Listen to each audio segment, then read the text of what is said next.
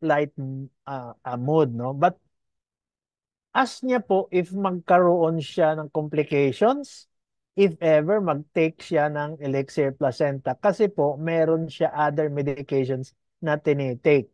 Imagine that, no? So, I don't know if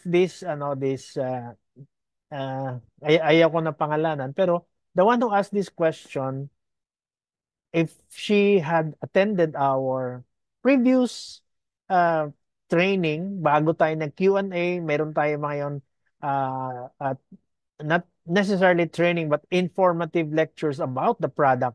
I talked on diabetes before, no? So this one, the blood diseases, andyan lahat, no?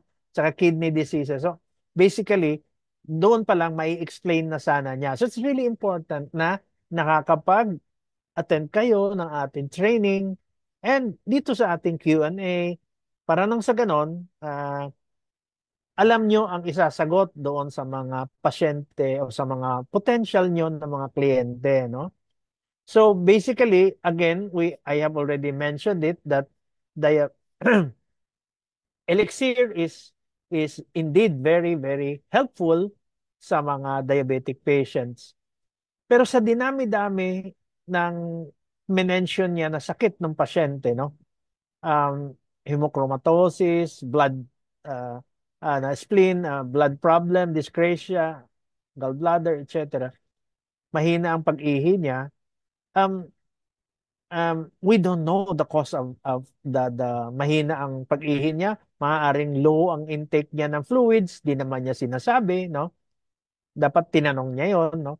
But only the doctor of this patient knows why mahina ang ang pagwiwi niya. Is it also related to pagtanggal ng kidney, no? Um, kasi tinanggalan siya ng kidneys, no? Maaari din hindi kasi nga kung partial lang naman, the kidney can still filter the urine and therefore wala naman yun sa kidney. It's a filtering organ. Hindi naman siya like the bladder, yung pantog na lalaki, mararamdaman mo, iihi ka na, liliit uli, no? So it's a matter of you taking enough fluids, no? So, no elixir is will be beneficial for this patient. Definitely. Oo. Magkakaroon ba siya ng complications if ever mag-take ng elixir? Bakit naman? Kung elixir is, I all have been saying all along, is very safe and a supplement which is approved by FDA. So, anong komplikasyon kaya ang kanyang gustong malaman? Ano ha? We have had no reported cases of complications for this. Yes, I know the patient may mga problema siya sa kidneys. Um, but most important of all, wala siyang problema sa GI, which is oral ang intake ng elixir. So, wala naman siyang problema sa liver, not mentioned here, no, which digests or controls the absorption of the medications. So I don't see any problem dito, no? At isa pa, I asked her, ano ba ang kinatatakutan niya? Kasi nga daw, meron siya other medications na tinitake. Ano kaya yon? That's why I asked her, pakitanong, anong mga medications na yon? Ba't siya natatakot? Di ba? This is the reason why supplements are more, FDA is more lax in approving supplements because it is not as, sabihin natin, they don't need so many researches or evidences than medications. Okay? Supplements are supplements. They have lighter or a looser way of approving supplements. So ang tingin ko, not unless pinakita niya na mayroon sinasabi yung doktor niya na hindi pwede yan dahil it will be counter to this medication na binigay ko sa'yo, then makikinig tayo doon sa doktor niya, no? But so long as wala naman ako nakikitang problema, not unless may sabihin siyang mga gamot, no? Or hindi niya malunok yung gamot, no? Because he has problems swallowing big capsules, then there is a problem. But in this case, kung may tinitake siya na ibang gamot, that means nakakalunok siya. So there should be no problem at all. Okay, I hope it answers. Now, for me, may mga nagtatanong din, ano, pahabol lang, Doc, natatakot baka magkaroon ng effect, no, negative effect, whatever. Um, on my end, I have not received any negative effect. Pwede nyo tanungin sa ating training office kung may mga reported negative effect. Okay. Then, malalaman yan ng training office kasi sa kanila nire-report. Number two, you can ask our pharmacist, ating beautiful pharmacist, si Nicole, Joan Nicole, if what are the possible drug interactions, no? Pwede mo tanungin yan sa kanila, no? But I don't see any, as a matter of fact, supplements ito. And my um, take on this is very simple. Just like any, whether it is topical, whether it is oral, whether it is any medication, kung mayroon kang allergy doon sa active ingredients, don't take it. Don't take it.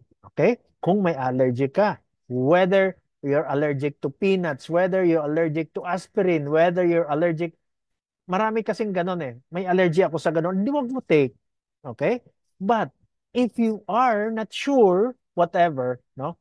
Then you start with a low dose. Mag-low dose ka na muna, no? Hindi ako sure na may allergy ako sa ganito, sa ganon. Sa tingin ko, wala. Sa tingin ko, wala naman ako. Dati nagpantal ako nung nag-take ako ng Dolphinal, ng kung ano-anong Ponstan, ganon. So, there is that ingredient na tatandaan mo. Pero dito sa ating EP, you can start with one capsule. Tingnan mo, wala naman nangyari sa akin. One capsule the next day, one capsule the next day, you can increase it gradually. So, that's why we call medicine is not only a science, but it is an art, the art and science of practice of medicine. Yes, we know the science. But again, it behooves on your doctor, yung iyong doctor, to play to the art of practicing medicine. Hindi ho basta kasi ito yung gamot, o sige, pakainin mo lahat yan. Hindi ho eh. Because what is good for patient A, may not be good for Juan or for Pedro, di ba?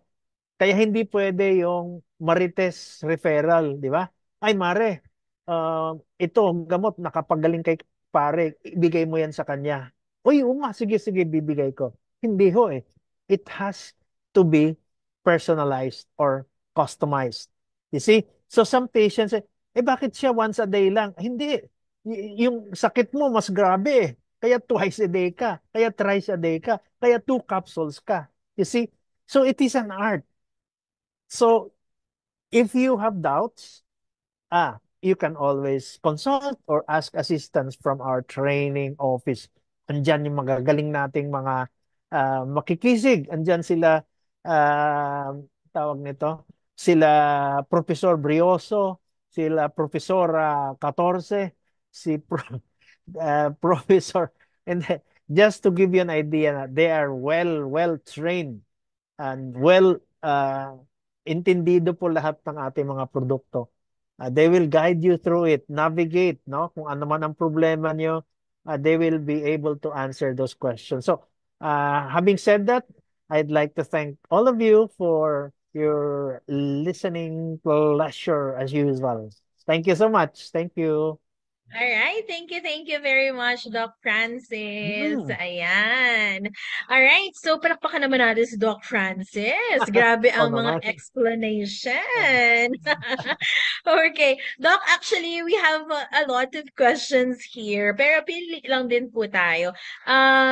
Hopefully, nandyan po si Ma'am Florita ganos. It's because, Doc, sabi niya dito, may problem ako sa aking breast na sugat. Lumalaki na may dugo na lumalabas ng start ito ilang taon